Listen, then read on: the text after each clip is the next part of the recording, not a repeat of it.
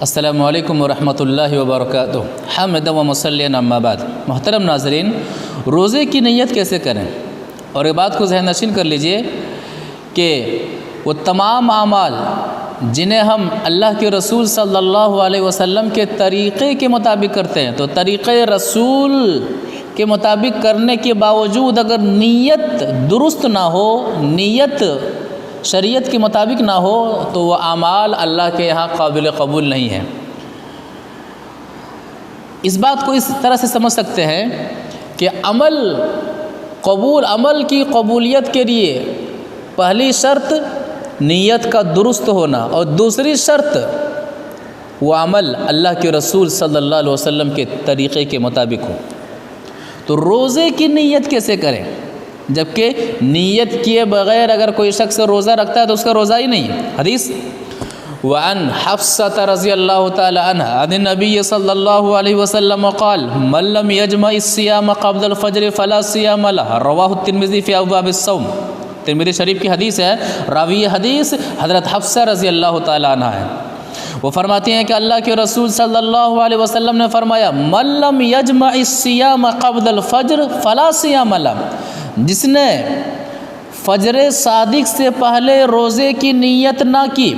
فجر کی دو قسمیں ہیں، فجر کاذب، فجر صادق۔ فجر کاذب جس میں سحری کرتے ہیں، فجر صادق جس میں فجر کی نماز کے لیے اذان دی جاتی ہے۔ تو فجر صادق سے پہلے جس نے روزے کی نیت نہ کی اس کا روزہ نہیں ہوگا، فلا صیام له، اس کا کوئی روزہ نہیں۔ اب مسئلہ یہاں کھڑا ہوتا ہے کہ نیت نام کس چیز کا ہے؟ زبان سے نیت کریں یا پھر نیت دل کے ارادے کا نام ہے؟ تو اس بات کو اچھی طرح سے ذہن نشین کر لیجئے کہ نیت دل کے ارادے کا نام ہے۔ آدمی دل میں جو خیال کرتا ہے، دل میں جو سوچتا ہے، اس کا نام نیت ہے۔ آدمی جو بولتا ہے اس کو نیت نہیں کہتے، اسے بولی کہتے ہیں۔ تو نیت دل کے ارادے کا نام ہے۔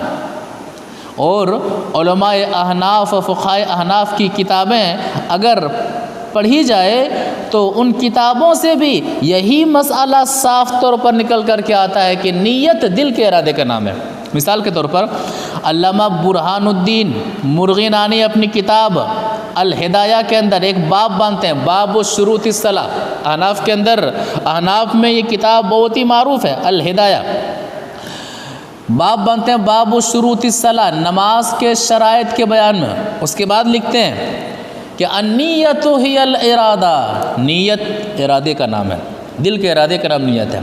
والشرط ان یعلم بقلبہ ای صلاۃ یصلی، اور شرط یہ ہے کہ آدمی ایک نمازی اپنے دل میں جانے کہ وہ کون سی نماز پڑھ رہا ہے، زبان سے نہ کہے کہ میں نے وضو کیا ہے، میں نے نیت کی 4 رکعت ظہر کے نماز کی واسطے اللہ کی، منہ میرا قبلہ کی طرف، وغیرہ وغیرہ، نہیں۔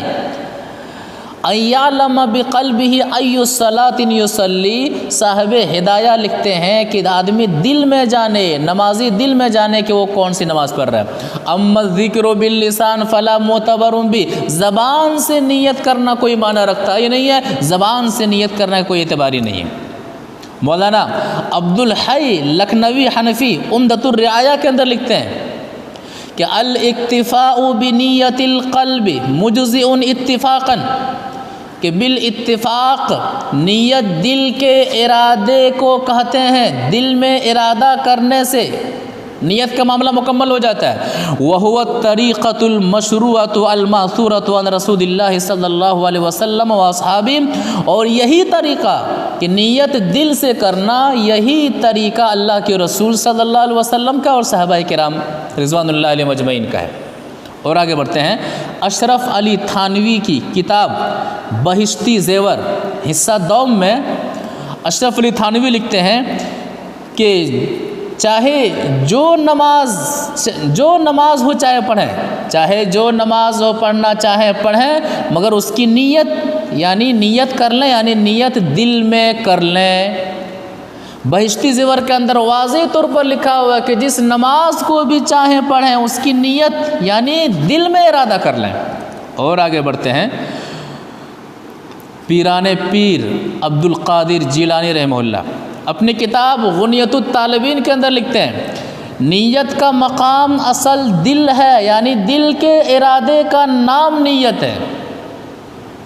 یہی وجہ ہے کہ علامہ ابن قیم رحمہ اللہ اغاثۃ اللہفان کے اندر فرماتے ہیں کہ لو مکث احدہم عمر نوح، اگر اللہ تبارک و تعالیٰ کسی کو نوح علیہ السلام کی عمر عطا کر دے، 950 سال کی عمر عطا کر دے، کیوں؟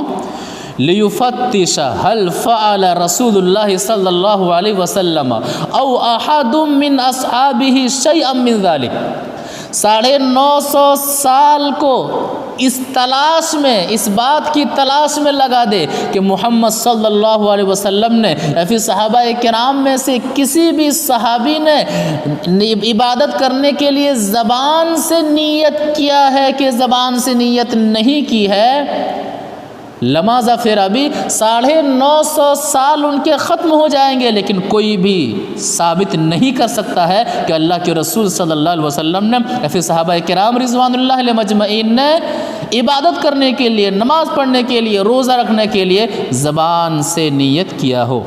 تو پتہ چلا آج کے دور میں جیسے ایک دعا پڑھی جاتی ہے، بصوم غد نویت من شہر رمضان، میں نے رمضان کے کل کے روزے کی نیت کی۔ پہلی بات، اس جملے کا حدیث کی کسی بھی کتاب سے کوئی تعلق ہی نہیں ہے، یہ الفاظ حدیث کے ہیں ہی نہیں۔ دوسری بات، بصوم غدن، میں نے رمضان کے کل کے روزے کی نیت کی۔ غد عربی میں آنے والے کل کو بولتے ہیں۔ تو اگر یہ ان جملے کی وجہ سے، اگر یہ جملہ اس جملے کی وجہ سے اگر ہم روزے کی نیت کر رہے ہیں تو ہمارا ایک بھی روزہ ویسے بھی نہیں ہوا۔ کیوں؟ بصوم غد نویت من شہر رمضان، میں نے رمضان کے کل کے روزے کی نیت کی، جبکہ ہم آج روزہ رکھ رہے ہیں۔ مثال کے طور پر آج ہفتہ ہے، آج سنیچر ہے، ہم آج کہہ رہے ہیں کہ میں نے کل کے روزے کی نیت کی، تو اس جملے سے ہم اتوار کے دن کے روزے کی نیت کر رہے ہیں، جبکہ ہم ابھی سنیچر میں ہیں، جبکہ ابھی ہم ہفتے میں داخل ہیں، لہٰذا ہمارا ایک بھی روزہ صحیح نہیں ہوا اور نہ ہمارے ایک بھی روزے کی نیت اس جملے کے لحاظ سے صحیح ہوئی۔